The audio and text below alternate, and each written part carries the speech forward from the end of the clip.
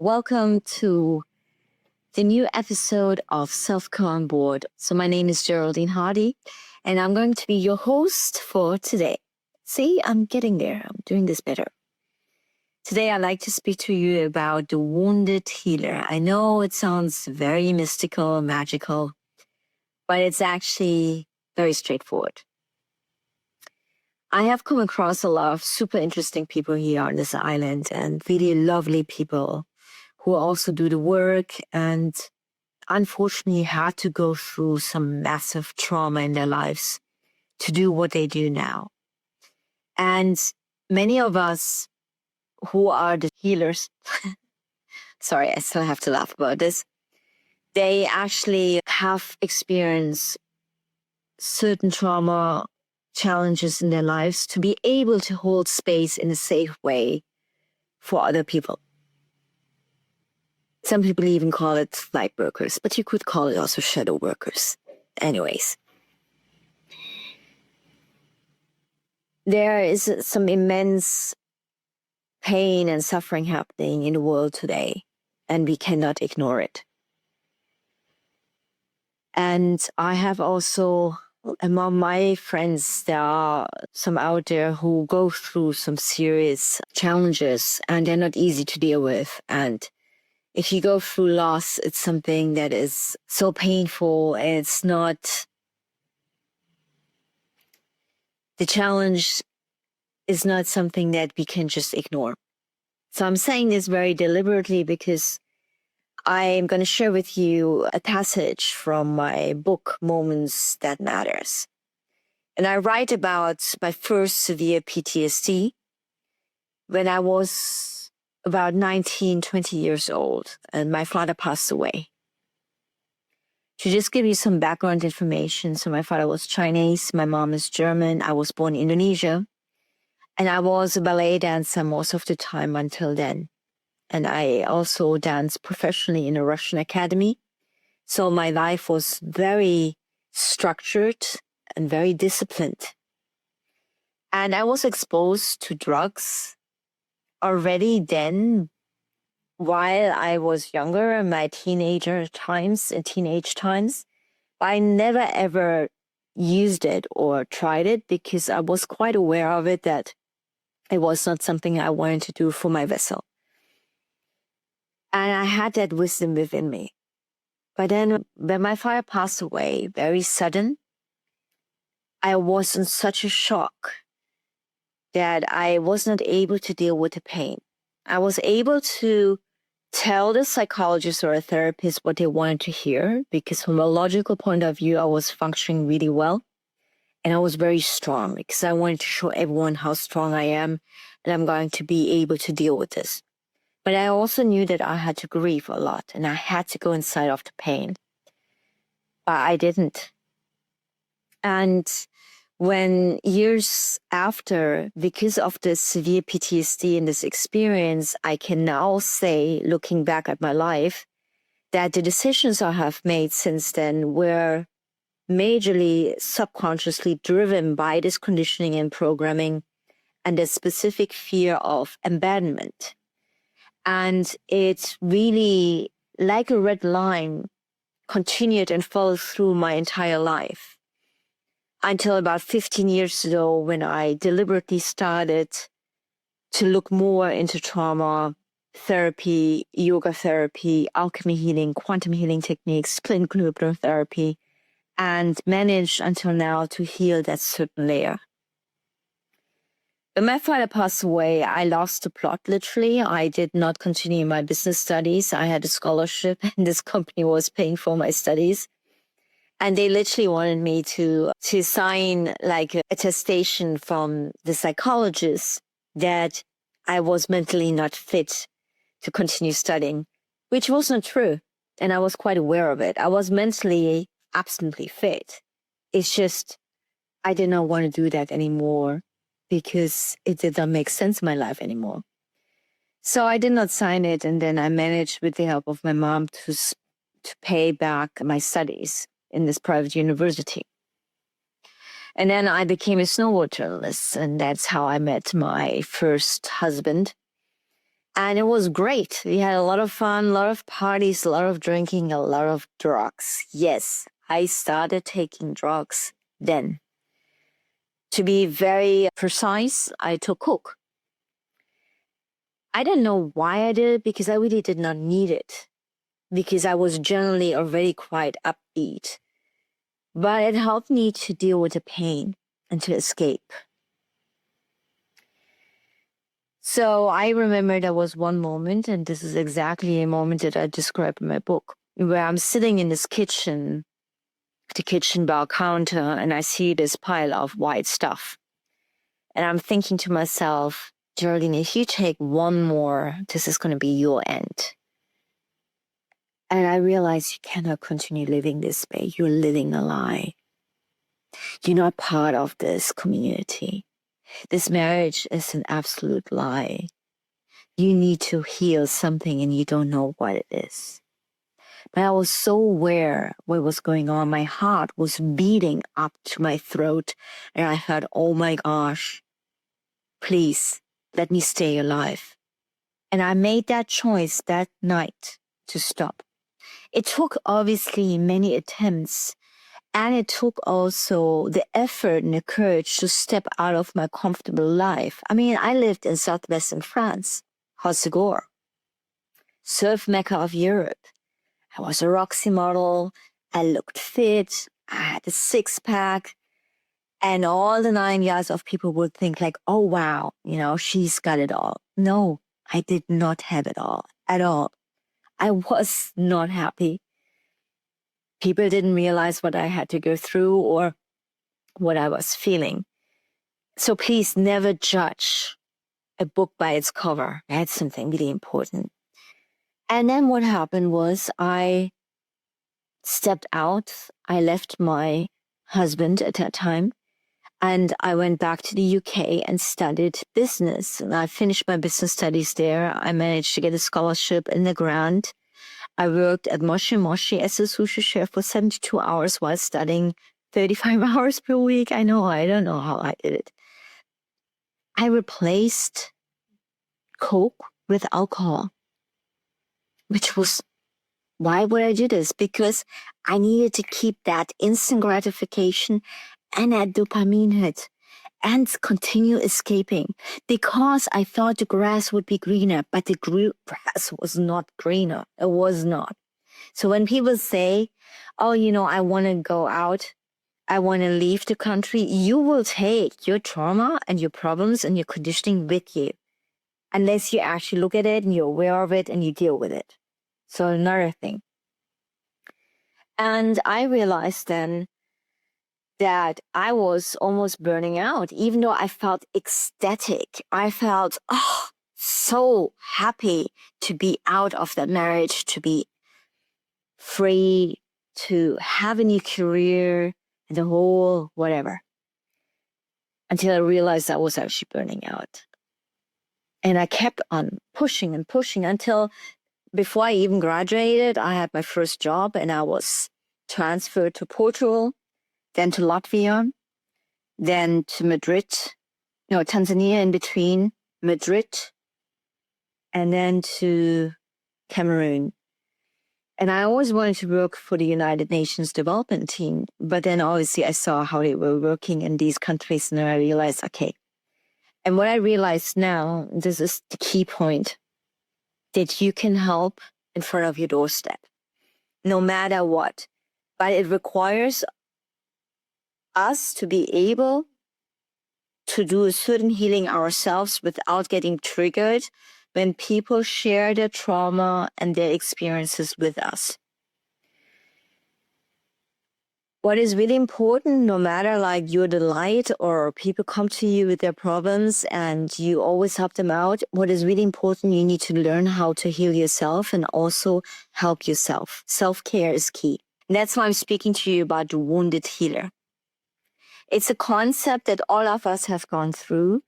And when you have walked your talk, you have gone through the addictions, whatever addictions that are drugs, alcohol, cigarettes, sex, retail therapy, neediness, attachment, codependency, whatever that is. And they actually come all simultaneously. This is the funny part. It's not just drugs. It's just also alcohol and cigarettes. It's not only just sex. It's also codependency and self-worth issues. It's all connected with each other. So you cannot really look at them as a separate entity. And especially, I'm not an easy coach. I coach because I have gone through it. So people cannot bullshit me. And I'm not going to be love night, but I'm kind of sounding like a broken record here now. And that's why I find it's very interesting when people are coaches and like, I'm a life coach. I'm like, dude, what kind of life have you experienced? So yeah, it is. But then it doesn't matter. Age is just a number. It doesn't mean that when you're not 21, you have not gone through hell in the last 21 years. Absolutely. So you cannot judge someone, the book by its cover. And I remember that the cycle repeated itself again and again. And why did I escape into coke or alcohol, retail therapy, anything else? Because I felt I was not ready to face the pain. Now we are in times now, especially with 2026 and before the next lunar cycle starts. Yeah, I'm looking at the Chinese New Year, the year of the horse. We need to let go of our old version, because if we continue repeating it, then it's not going to get easier.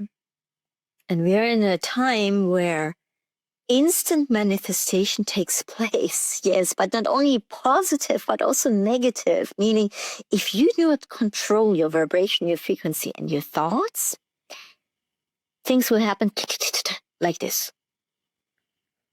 And we can avoid chaos. If you have a spiritual practice, continue practicing it now, more than ever. Meditation, movement, praying, whatever that is. If you believe in something higher than yourself, God, divine, universe, life, spirits, energy, now more than ever. And especially as women, the female wounded healer, there are more and more coming out of the woodworks. And I see also some great divine masculine men. I mean, I have met here someone like a really nice guy, but we are all aware of our addictions. We are aware of what we have to work on, and we're aware when we have to retreat back, go into our cave. And this is how the new paradigm shift is. That when you're in a relationship, I could easily say, hey, listen, I need to step back. I have to there's something coming up in myself and I need to heal it. And the partner should be able to let that be. It's the same with a guy. If you would say like, you know what, there's some fears coming up. I need to deal with certain stuff. I'm just going to go inward. And that is absolutely okay. Absolutely okay. And we don't take this personally. You know, it's not about us. It's about them doing their work, me doing my work. And it's something really important. The wounded healer is actually there to be able to restabilize the nervous system, the trauma, be able to neutralize the emotional wound healing, and be then able to share and hold space from a safe space. Not triggering others and being safe for others. And that's how you uplift and inspire. And you don't do that by claiming you know it all. We don't. We don't know it all. We all don't know. But we do our work and we stay conscious. That's something important. And when you come to addictions, there's something that I like to really put out there. We believe that maybe physical touch or infatuation is an exchange of love, an act of love. not realizing that we use our energy, we're exchanging our energies, and we take each other's trauma on board. So if you're intimate with someone, you actually take this trauma on board. And sometimes you notice that the feelings after a certain act of intimacy is not maybe your feeling. And just be aware of this. I am not condemning it. I'm not judging it, because we all have been there. And it is something sacred. And this vessel, how you use it, is sacred. And hey, I'm not perfect. I mean, I'm happy if I get to my friends in Vietnam, have a great Korean barbecue with soju and hot beer. But I also know when to stop. When you're aware of this, like, what is that I bring into my vessel, into my thought patterns, into my multidimensional being, you become more protective of your space. You become more protective of the space. Like, I am not the same woman that I used to be. So who I meet, who I allow inside my private space. And I find it also very funny, and I just need to mention this. I met a guy about 2 weeks ago, and he said to me, I've met so many women, they just love to show off with how many men they slept. And then I wonder, is she really is she really wife material? And I looked at him, are you husband material? Are you husband material? Are you not doing the same? And we always have to look at ourselves first. Very important. So honor your vessel, honor your healing journey. And yes, the wounded healer exists, and they are not only the ones that uplift and inspire other people around them, but have to go through the same BS and the same healing. Anything else to add? No. I'm happy that I'm slowly going back to civilization. Yes, here I'm actually blowing my hair, getting my manicure and pedicure done. Yes. Heading towards Bangkok, then Da Nang, Vietnam, where I have never been. And then back to the Middle East, but I cannot tell you yet where, because it's all part of Alina, my startup company. And watch space. I'm writing the last chapters of my book. And it's definitely a good ride. And I actually have to laugh about myself many times. I'm like, what the heck were you thinking doing that? But it's good if you can actually laugh about it and you can let go. This week, I encourage you to look at the wounds, go inside of them, heal them. The most powerful healers have been the ones that suffered the most. Yes. God's Spirit's divine life, whatever you want to call it, would not give you those challenges and, I know, the unjust suffering if we could not take it. And we can't take it. And I know it's not fair, but I would not miss out on all of the things I have experienced. I have no regrets, because I know I have chosen them at the first place when I entered this lifetime. Namaste. Welcome, my name is Geraldine Hardy, and I'd like to introduce you today to Alina, the sanctuary. Alina is a concept that can be implemented in any existing property, a resort or hotel, a clinic or well-being center. We're going to combine longevity technology that you can find in stem cell therapy, infusions, peptides, and longevity technology machines with the ancient practices, including traditional Chinese medicine, yoga, Ayurveda, energy and frequency medicine, naturopathy, and homeopathy. These tools will be combined and formed into an individual protocol, customized and personalized to the patient to create a deep, profound healing journey. I'd like to share with you my journey. About 3 years ago, I was diagnosed with a benign tumor in my left breast. My autoimmune disorder also came back. I knew I had to really embrace profound change and transformation. So I worked on my physical layer with the longevity technology, but on my emotional and mental layer, I had to change my belief systems.